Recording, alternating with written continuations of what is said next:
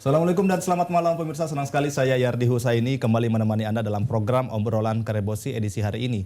Pemirsa, Presiden Joko Widodo telah menandatangani peraturan Presiden nomor 75 tahun 2019 yang mengatur kenaikan iuran BPJS Kesehatan, di mana kenaikan iuran mencapai 100% di semua kelas. Lantas bagaimana dan seperti apa menyikapi iuran BPJS ini? Itu akan kami perbincangkan, tapi sebelum itu kita simak dulu satu informasi dari meja redaksi di mana kenaikan iuran Badan Penyelenggara Jaminan Sosial Kesehatan ini sudah ditandatangani oleh Presiden. Kenaikan iuran nyaris 100% dan hal tersebut membuat pemerintah Provinsi Sulsel akan menaikkan anggaran pendapatan biaya daerah atau APBD Sulsel pada 2020 mendatang. Presiden Joko Widodo telah menandatangani Peraturan Presiden Nomor 75 Tahun 2019 yang mengatur kenaikan iuran BPJS Kesehatan. Peserta BPJS Kesehatan kelas 1 akan membayar iuran Rp160.000 sebulan. Iuran peserta kelas 2 menjadi Rp110.000 sebulan dan kelas 3 sebesar Rp42.000 sebulan. Terkait kenaikan iuran tersebut, Gubernur Sulsel Nurdin Abdullah mengatakan akan ada perubahan dan peningkatan anggaran pendapatan biaya daerah 2020 ke depannya terkait kenaikan iuran BPJS Kesehatan. Selain itu, mantan Bupati Bantaeng 2 periode ini juga menjelaskan pemerintah provinsi akan mengkaji ulang terkait kenaikan iuran BPJS di semua kelas. Penambahan anggaran di 2020. Ya pastilah Pak, ini lagi kita kaji. Pasti APBD kita terbebani, makanya kita kaji dulu ya. Sementara itu, Kepala Dinas Kesehatan Pemprov Sulsel Bahtiar Baso mengungkapkan terdapat 2 opsi dalam menyikapi kenaikan iuran BPJS Kesehatan, yaitu kenaikan APBD atau melakukan pendataan ulang kepada penduduk miskin yang masuk dalam kategori penerimaan bantuan iuran atau PBI. Nur Fitri, Celebes TV.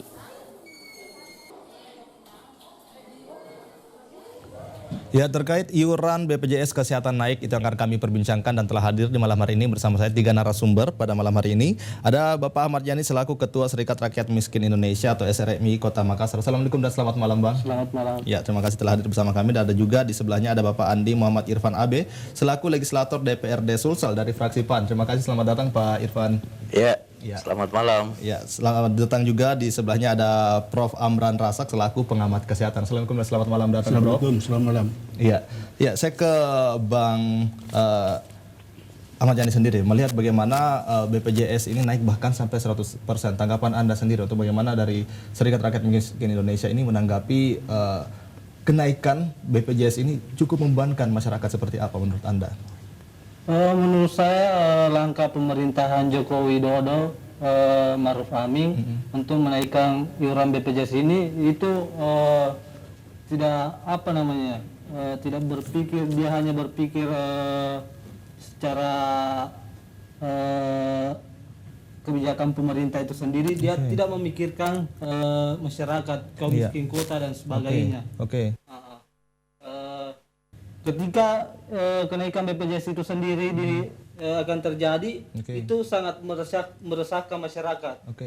Mungkin itu dari saya. Untuk menurut Anda apakah ada sosialisasi sebelumnya bahwa kenaikan iuran BPJS ini akan naik atau memang ada perbedaan sendiri untuk bagaimana baik itu dari KIS sendiri ataupun dari pengelompokan dari iuran BPJS seperti apa? Apakah sudah ada sosialisasi di masyarakat? Sebelumnya kami sudah menggalang sosialisasi di tingkatan basis Serikat Rakyat Miskin Indonesia Kota Makassar di beberapa kecamatan, Mariso, Manggala, Biringkanaya, Panampu. Mungkin di tingkatan kecamatan lainnya nanti kami akan sosialisasikan lagi persoalan kenaikan iuran BPJS itu sendiri. Tapi sebelum itu tidak ada bentuk pendataan khusus apakah beberapa kelompok-kelompok masyarakat yang layak untuk mendapatkan iuran BPJS kelas 3 ataupun mungkin Kartu Indonesia Sehat seperti apa menurut Anda? Apakah ada langkah pemerintah yang turun langsung sebelum kenaikan iuran BPJS ini? Sebelum kami pernah mengagendakan aksi kemudian berdialog dengan Direktur BPJS Kota Makassar. Kami meminta juga Direktur BPJS Makassar untuk turun langsung ke lapangan untuk membahas persoalan BPJS itu di tengah-tengah masyarakat itu sendiri, karena banyak persoalan kasuistik di tengah-tengah masyarakat persoalan BPJS. Nah, maka dari itu dituntutan aksi kami kemarin itu di kantor BPJS itu sendiri, yaitu persoalan BPJS itu menolak kenaikan iuran BPJS, atau kalau memang pemerintah tidak bisa menstabilkan situasi BPJS ini, kita bubarkan saja. Solusinya kita kembali ke sistem jaminan kesehatan itu sendiri, Jamkesmas atau Jamkesda yang dikelola langsung oleh negara. Jadi memang sebelum sempat secara tersosialisasi dengan benar mungkin ya seperti itu Bang ya. Oke, saya ke Pak Irfan Abe selaku legislator DPRD Sulsel. Begini Bang, kita melihat bahwa kenaikan iuran BPJS ini cukup membebankan masyarakat, dan memang terkesan juga bahwa ini cukup tiba-tiba karena memang beberapa sosialisasi tidak tepat sasaran. Menurut Anda kenaikan BPJS ini apakah cukup membebankan masyarakat atau memang ini terkesan tiba-tiba atau seperti apa menurut Anda Bang?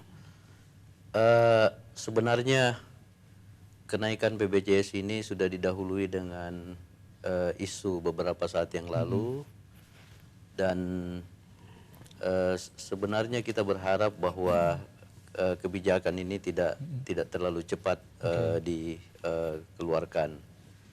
Ya, ini seolah-olah akhirnya menjadi kado bagi Jokowi atas selesainya atau rampungnya kabinet Indonesia Maju. Jadi semacam kado, saya tidak tahu ini Pak Prof Amran apakah ini kado pahit atau kado apa. Tapi saya kira ini adalah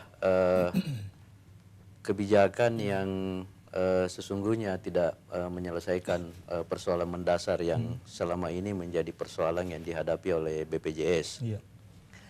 Kami mengindikasikan akan muncul persoalan-persoalan baru nantinya, antara lain misalnya dengan kenaikan 100% dari seluruh kelas yang ada, baik itu kelas 1 yang jumlahnya kalau tidak salah sekitar 81.000 menjadi 160.000, kelas 2 51.000 menjadi 110.000, terus kelas 3 24.000 menjadi 42.000. Demikian juga dengan PBI, penerima bantuan iuran dari 24.000 juga menjadi 42.000.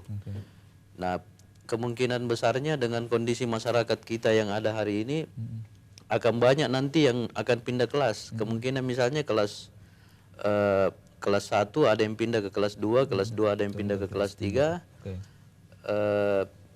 dan seterusnya akan seperti itu. Dan saya kira akan menambah runyam persoalan BPJS ini.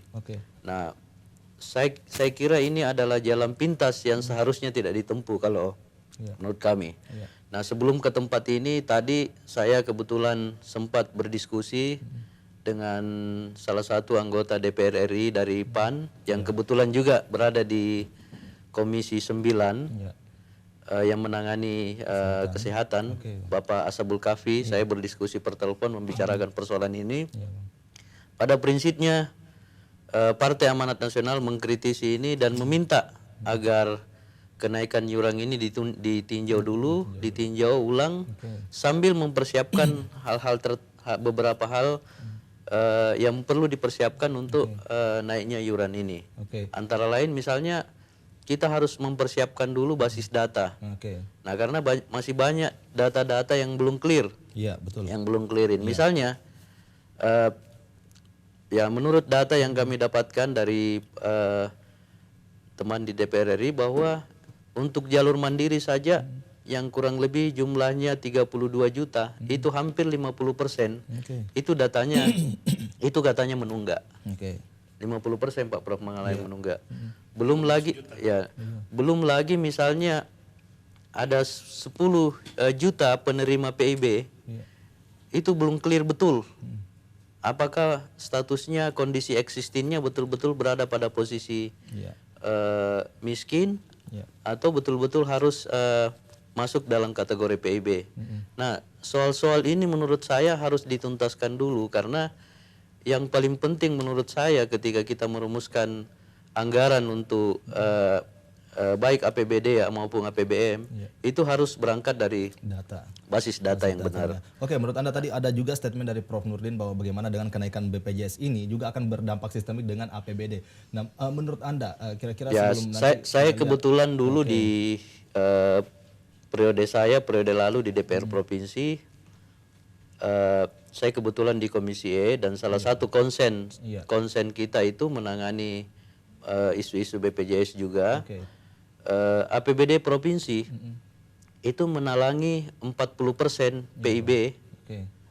dari seluruh PIB yang ada di Sulawesi Selatan yang tidak tercover oleh APBN. Oke, Bang. Kalau tidak salah jumlahnya ada sekitar 1 juta sekian orang.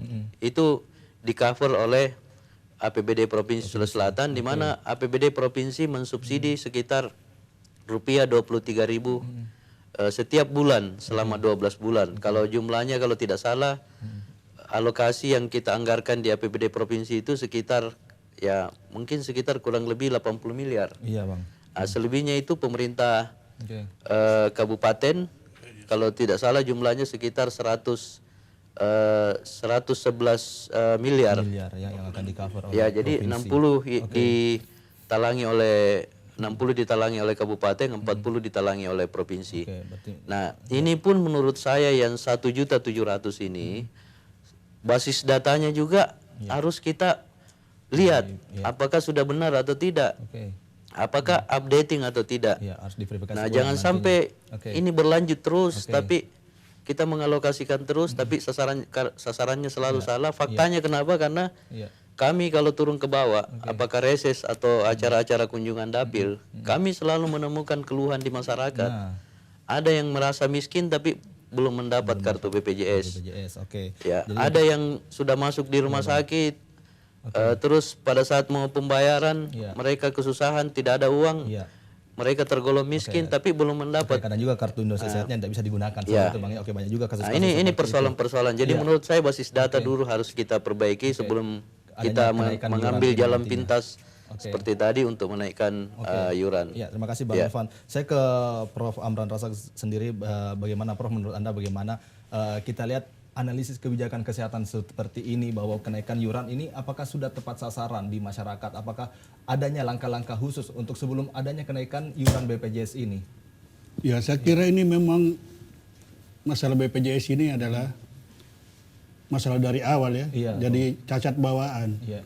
Cacat bawaan itu ialah pertama ketika iuran yang dikenakan itu berdasarkan hasil perhitungan aktuaria Iya. hanya setengahnya yang bisa ditanggung oleh pemerintah. Oke, Kalau setengahnya. setengah begitu nih dagang nabi-nabi nih. Iya, iya, iya. Jadi memang terjadi keropos dari awal ya. Iya. Yang kedua ada amanat undang-undang yang mengamanatkan bahwa sebenarnya hanya ada satu kelas, namanya kelas standar yang dihuni 4-6 pasien. Tapi ini kan berkelas-kelas. Ini yang bikin jadi masalah ya, jadi kena juga ya. Nah, jadi konteksnya begini, dengan kenaikan BPJS semula saya menganggap itu hal yang wajar. Dia harus lakukan itu. Oke, berarti kenaikan Meskipun perlakuan itu adalah pilihan ketiga. Oke, iya. Sebenarnya pilihan pertama adalah rekrutmen sistem yang ada di BPJS sendiri ada manajemennya. Kedua adalah yang tadi dikatakan oleh Pak Andi Irfan itu bahwa harus validasi data itu dilakukan ya. Oke. Jadi secara tajam. Dari kalau kita lihat ini terutama menunggak juga. Oke.